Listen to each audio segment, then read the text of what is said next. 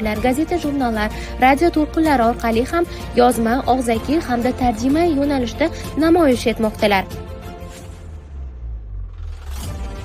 Ijodkor sifatida biz jamiyatni, siyosiy jarayonlarda bo'layotgan holatni hammasini uyg'unlashtirgan holda bu badiiy asarlarga, she'riyatmi, nazm, nasr, publitsistika hamma asarlarda shularni to'laqonli o'quvchilarga, yoshlarga yetkazib berishimiz kerak. Mana shu ishlar bugungi kunda prezidentimizning tashabbuslari bilan yana ham yorqinlashib, yana ham ildamlab jadallashmoqda. Tariximizda bir ulkan manbalar, xazina bo'lib turibdi.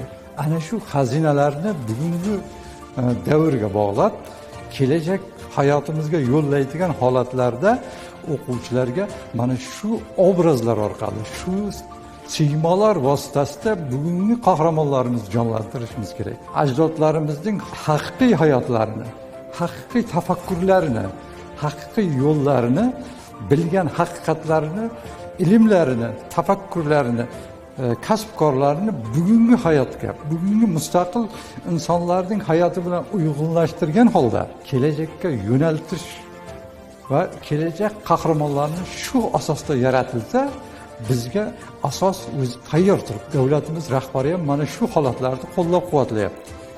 Albatta, yoshlar fanlarda, predmetlarda, maktabda ya bo'lmasa oliy ta'lim dargohlarida partada o'tirib o'rganish mumkin.